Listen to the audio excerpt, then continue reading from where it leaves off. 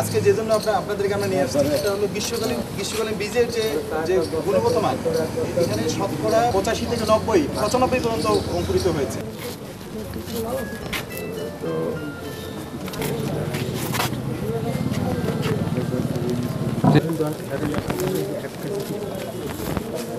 কিন্তু বড় হিসেবে পড়বে না, ওটা বাধাপ্রাপ্ত হয়ে পড়ে যাবে।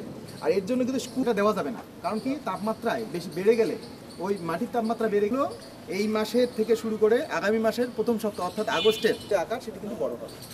আপনারা দেখতেছেন চারা তৈরি করে নিতে কয় দিনের ফসল?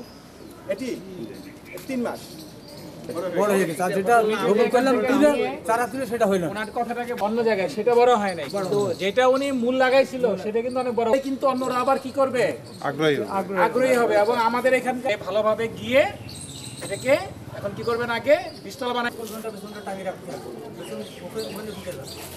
যে এখানে যে বীজটা আপনি নিয়ে যাবেন, নিয়ে গিয়ে একটু ইউনিয়নের উপসহকারী চারা ফেলে দেবেন।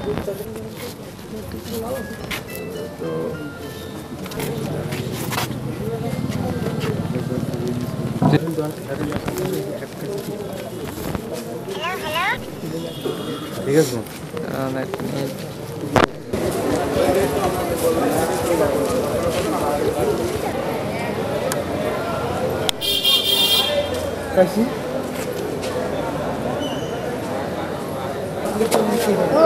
বান্ডেল থাকলে প্রতি সেনমানিতে টাকা বাঁচবে।